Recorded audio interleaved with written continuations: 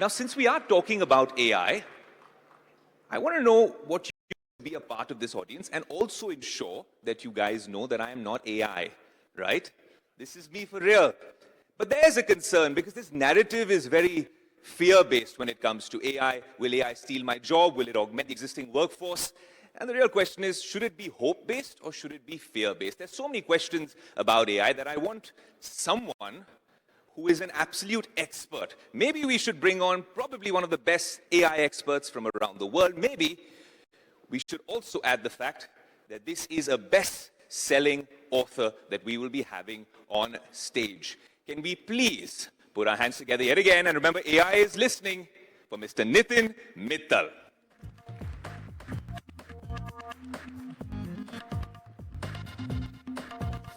Thank you. Great to see you, Nitin.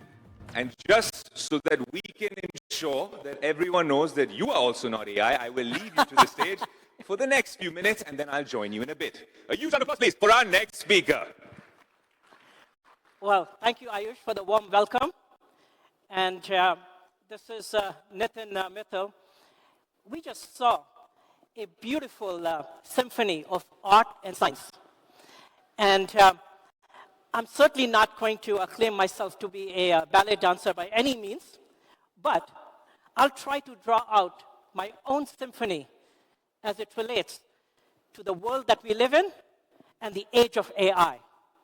What is happening? How to think of it? What is critical? And yes, let's absolutely talk about jobs, impact, implications.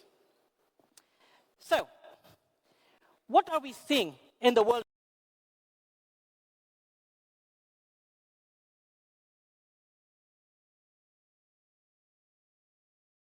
Second, sovereign, and third, physical AI.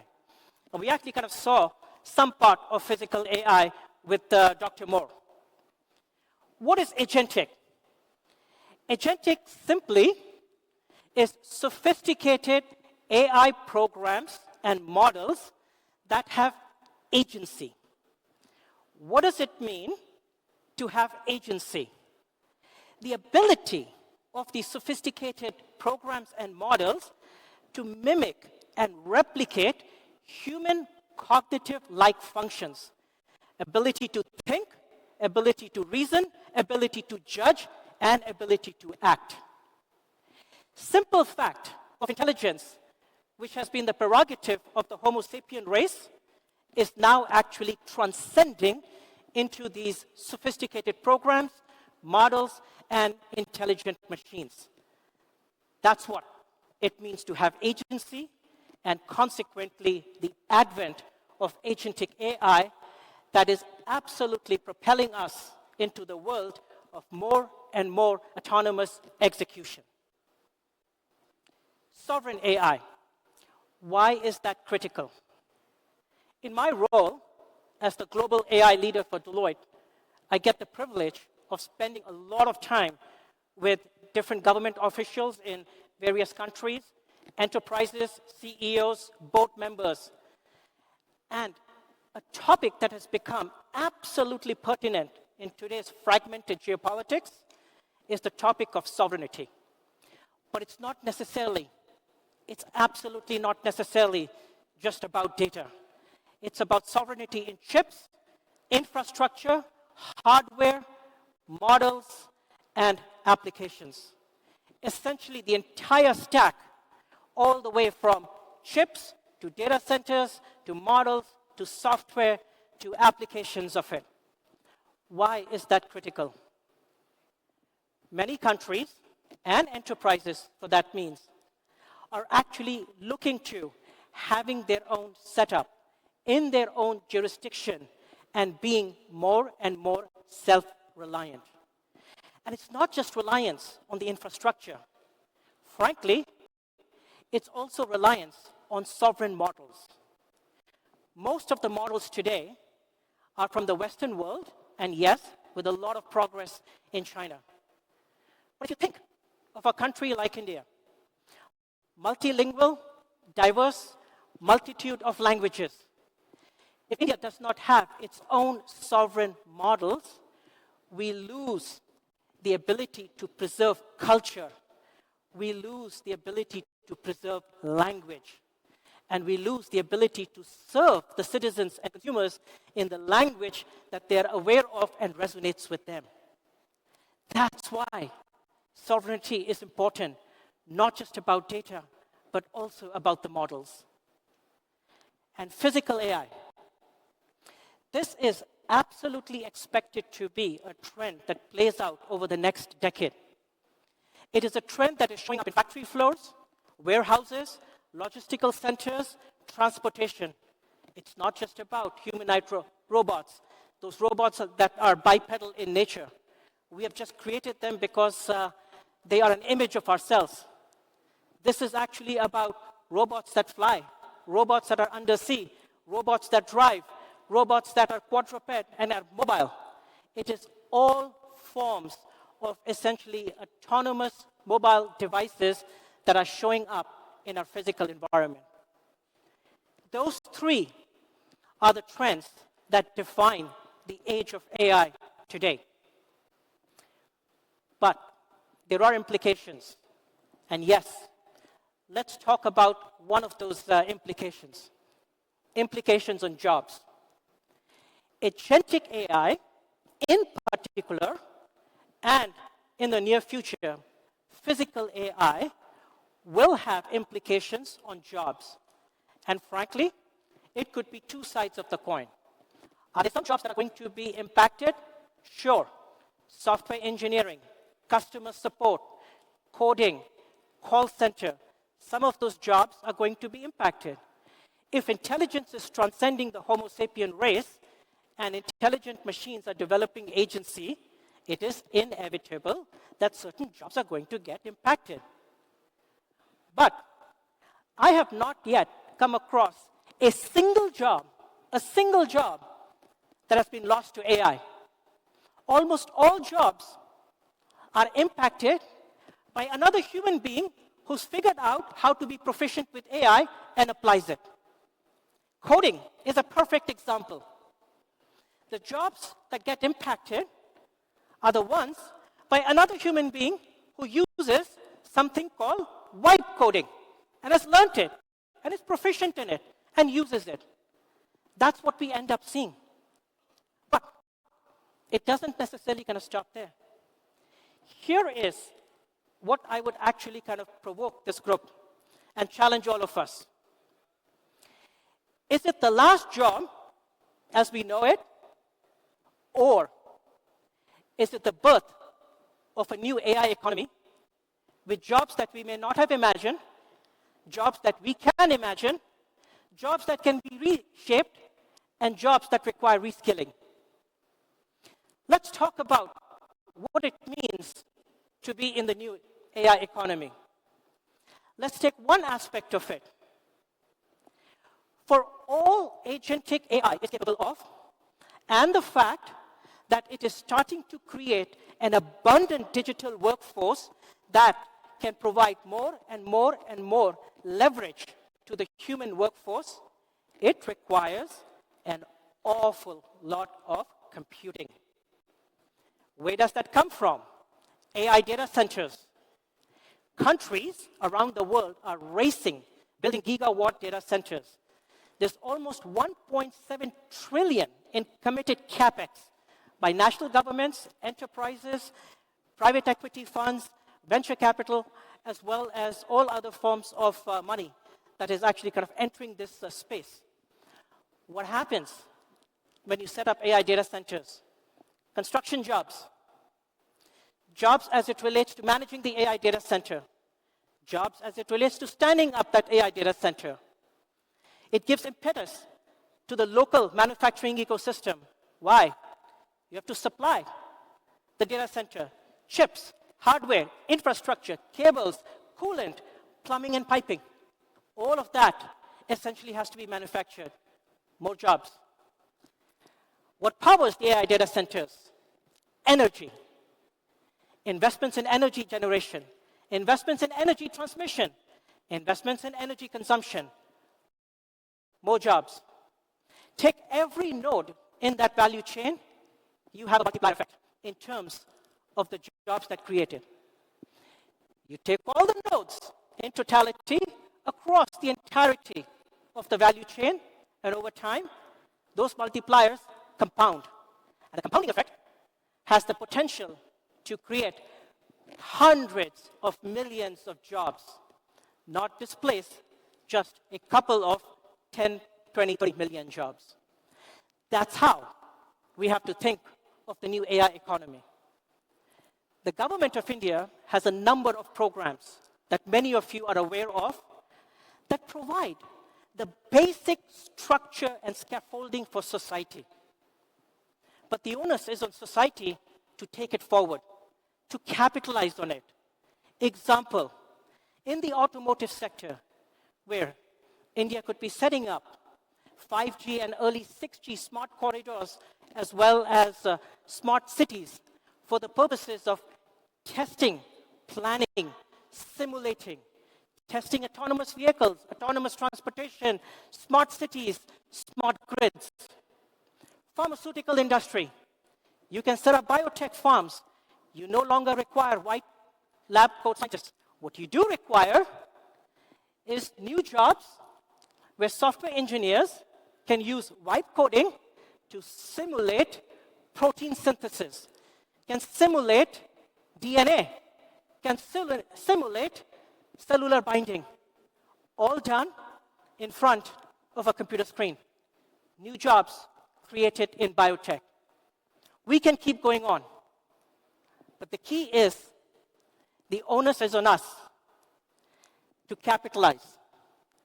And if I were to leave this group with one challenge, collectively for all of us, that challenge is, instead of being concerned about the impact on jobs, instead of thinking about the last job, let's actually be cognizant and let's be thoughtful about how can we be investors in AI, how can we be creators of AI, and how can we be consumers of AI. That would help the country essentially gain momentum and accelerate us towards the new AI economy. Thank you.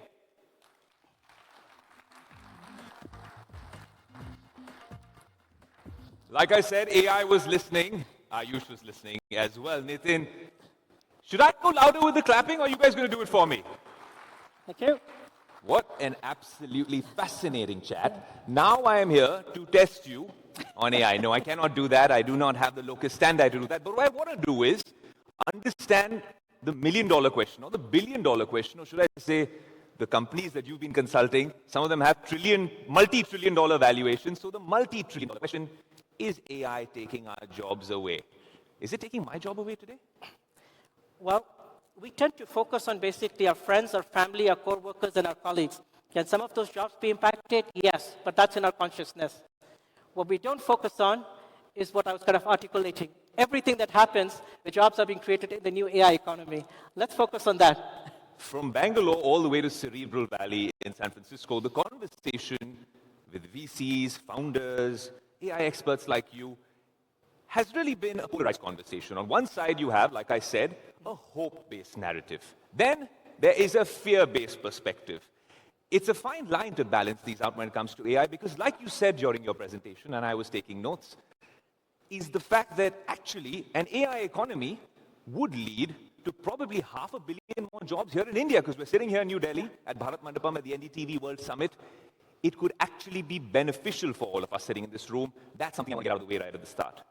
Absolutely. And in fact, I'll be provocative over here. What could be impacted? If we perform our jobs, go home, and spend time on Instagram Reels. Yeah, we'll get impacted at some point of time. Rather, if we perform our jobs, go home, have the curiosity, and learn vibe coding, or learn how to essentially use agents, or, for that matter, build agents and become creators in the new economy, we are not going to get impacted. Since this masterclass is also becoming a little bit of a myth buster, the conversation in the tech world has always always been about AGI. Sam Altman says something, Elon Musk says something else, and then Jensen comes to India, and then he's also talking about artificial superintelligence. AGI was the first level. Now we're talking about ASI, when some of these machines that you saw on the stage actually become more competent at some of these intelligence things that he was talking about than humans themselves. Now, this is not a fear anymore. The reason I want to ask you this, Nitin, is AGI, ASI, if the right sort of controls, privacy, security, right, some of the biases are not eliminated, is it a worrisome future for all of us? Because things are moving at a lightning pace. Well, even the steam engine was worrisome 250 years back. Yet, the steam engine, which was criticized in those times, and the criticism was, and I'll kind of use the analogy of those times. If a man, and the concept in those times was kind of a man, so I will apologize to the women in the room, but the criticism was that if a man can't essentially earn his wages or whatever they earned through a hard day's labor and through sweat and tears, what value is of that man? That was the criticism of a steam engine, because it was seen as taking away the value of a person, the job that they performed, the labor that they undertook. But it was mechanical, it was human labor. AI is no different, except that it is cognitive, it's not mechanical. We have a fear anytime there is something new, anytime we have to change, anytime we have to adapt, anytime when the future could be uncertain.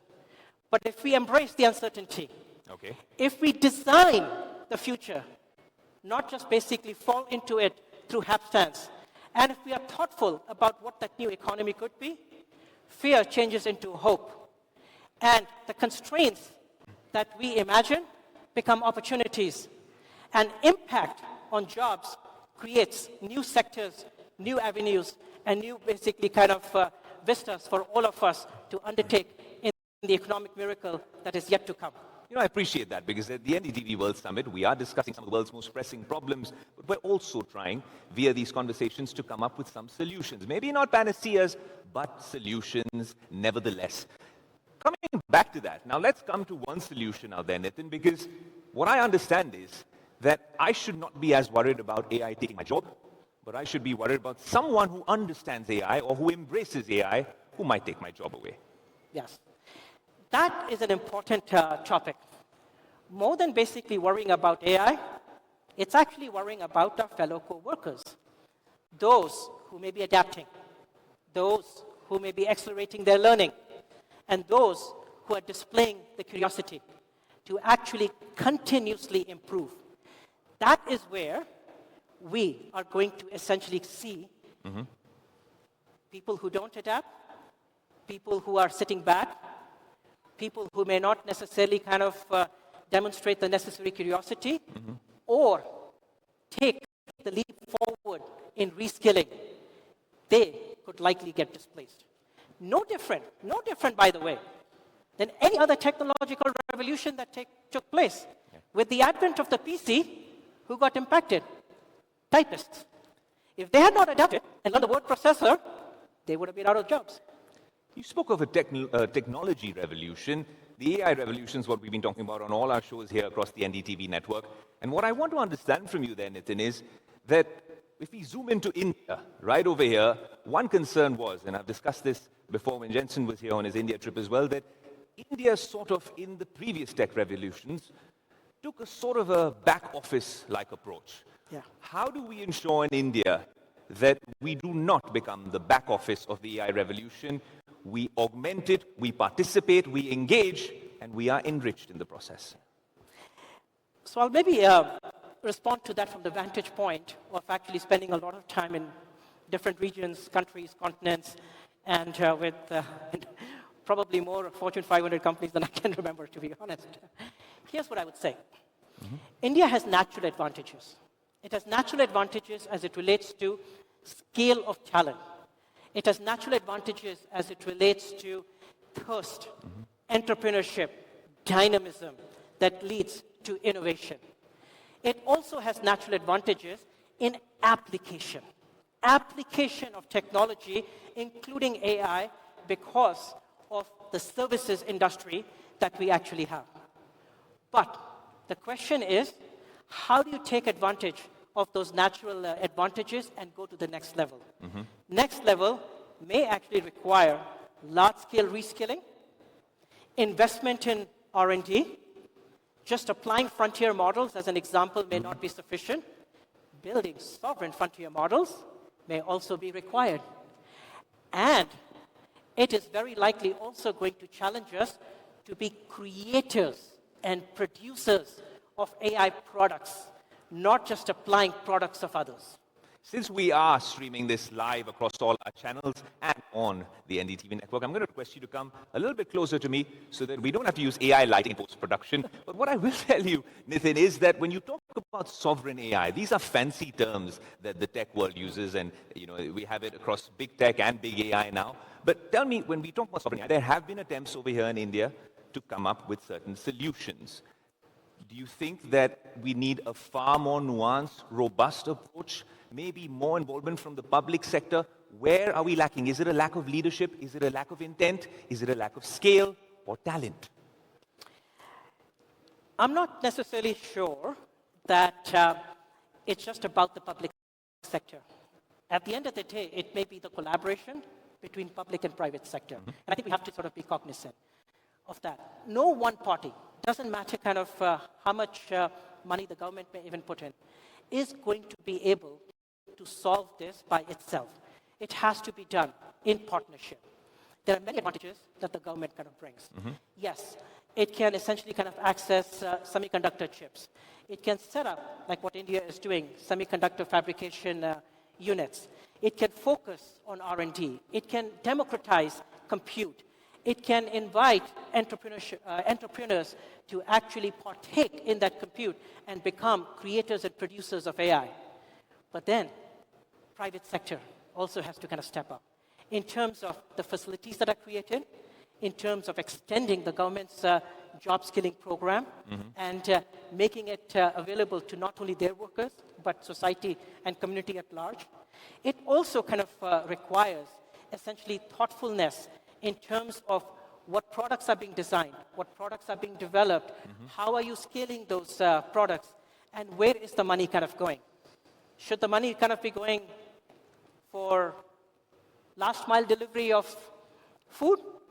Or should VCs actually be investing in physical AI, autonomous systems, next-gen transportation, or even essentially kind of how enterprises could be revolutionized through the abundance of a digital workforce and agentic products that could actually come out of India?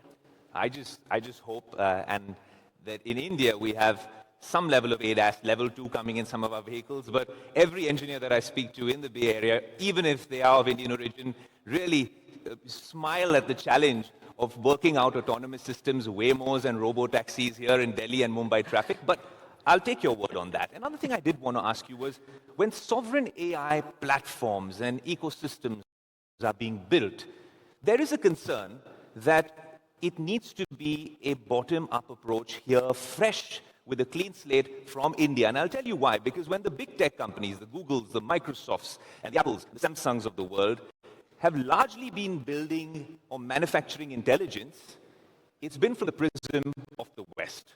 Yeah. Here in India, with the breadth, the width, the scale, the diversity here in India, don't you think we need to genuinely look at this with all the nuances involved? Well, let's take one example to explore that. Okay, Waymo. If anyone has been in San Francisco, and I just took a 17.5-hour flight directly from San Francisco, but if anyone has been in San Francisco, you can request in Waymo. You can sit in the Waymo. It'll navigate through certain kind of roads, maybe not the entirety of the city. Eventually, it will be there. And you can, in the comfort of a driverless autonomous vehicle, get to your destination. Does anyone actually believe that Waymo will actually work on Indian roads? Probably not. There's one very brave person in the last row, but that's not a paid actor. It's a very adventurous tech enthusiast sitting, and I laud you for that. Test it out. But here's what I would say. Why should we talk about Would BioMo be applicable on Indian roads? Should we be talking about what we should be making in India, designing in India, building in India, testing in India as part of these smart corridors or smart parks that could be set up for all kinds of testing of autonomous transportation, autonomous vehicles, autonomous systems, and autonomous, basically, even traffic management in smart cities. Testing it in these smart corridors and smart parks before it is rolled out at scale in India. Think in India, design in India, make in India, test in India, deploy in India. Why we should be talking about BioMo? Absolutely. We have a brilliant workforce here. We have a brilliant set of Indians around the world building some of these systems. With what's happening around the world, Nitin, and you travel a lot with tariffs and trade wars, there is a certain reverse brain drain that's taking place as well. How much do you think that? How much do you think India would benefit from that reverse brain drain, giving some of these autonomous systems that you're talking about are actually, well, designed by fellow Indians around the world? Well, I'm not sure we'll have enough time to get into tariff and trade, and it may not even be appropriate to get into a conversation of this nature. So we'll leave that for many others through the course of the day today. But here's what I would actually kind of say. My personal belief is that a brain drain from one region to the other is not necessarily going to happen just because of trade and tariffs. Yeah, I mean, the geopolitics of today is fragmented, but cycles change. Politics changes, and geopolitics will kind of also evolve. So that's difficult to kind of predict. What is actually more important for a country like India? Setting up the systems. Setting up the systems for ease of business, ease of entrepreneurship, ease of venture capital funding, ease of actually designing, making, and deploying in India. At the end of the day, we got to look at ourselves as a country, what we can do, what we can enable, how to make it easier, how to enable it, how to accelerate it. That would actually kind of bring in a lot many of, let's say, the qualified talent that is very much kind of requisite beyond just what we have in India. That's what I would focus on. You mentioned reskilling and upskilling being imperative to the AI revolution, especially here in India. But that requires the reluctant types to unlearn and then learn again, because that really is a change of our rote learning education system, Nitin. I must say this, because what you essentially need to know now is not the answers, but how to ask the right questions. Am I right? That's correct. Yes. Just seeking an answer is no longer that critical. Asking the question is more. You can actually seek an answer very easily through ChatGPT, Gemini, Perplexity AI, whatever your favorite tool is. You can spend 15 seconds and get whatever answer you're looking for. Asking the right question, being curious, being thoughtful, and instead of just looking at an instantaneous response, actually evaluating it, reasoning it, rationalizing it, and expanding the aperture of an answer that's been provided by AI. If AI is replicating us, we should not be replicating AI. If AI is providing an answer, we should be asking the question. If AI is articulating a thought or an insight, we should be expanding it into what can be done with it, what ought to be done with it, how to take it forward. And if AI is giving you essentially a blueprint of something that one can act on, which is very, very possible now with agentic AI, we should be designing the systems to make that blueprint a reality. Don't replicate AI. Take a leap forward. How do we ensure that some of these LLMs, and you mentioned some of these very popular platforms like ChatGPT, or what Perplexity is doing, or what Gemini is doing, especially now with video generation, a lot of my production team, it'll pique their interest and also worry them a little bit, given what Sora 2's come up with right now, given what Gemini is doing as well. But how do we ensure, as citizens of the world, that we can hold these tech platforms and companies to account, right? And ensure that they aren't using some of the publicly available data that we have, sort of without our consent, put out over there to generate these images, to generate these videos, I mean, there's no real laws out there. There's no real control. So how do we ensure that this structure, this is put in place? Yeah. I mean, this is exactly kind of where governments can play a pivotal role, specifically as it relates to regulations, guidelines, and also kind of the norms that are established. The key is this. Do we need to progress on regulations for accountability? Yes. Okay. But the regulations should be balanced so that they don't throttle accelerated innovation.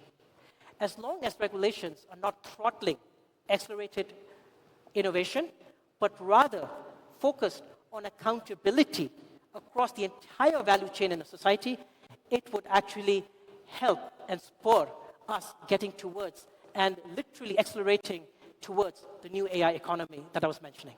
You've also written a fabulous book, All In on AI. Congratulations on that release. Thank you. And just going through it, I wanted to understand some of these top corporations that have gone all in on AI with a sense of urgency, with a sense of alacrity, have they benefited? I'll give you two examples. Microsoft under Satya Nadella went all in, got the OpenAI partnership going, whereas an Apple or a Google had a wait and watch approach, right? In different stages and versions. Is that sense of urgency, that sense of alacrity needed in the world of AI from these corporations? Is that something that you allude to in the book as well? Yeah. No, I spend a lot of time with senior executives and board members, and here's what I would say. Does everyone have that same sense of urgency? Not really. But is there actually more awareness to actually be thoughtful, awareness to act, awareness to figure out how and where to proceed? Absolutely, yes.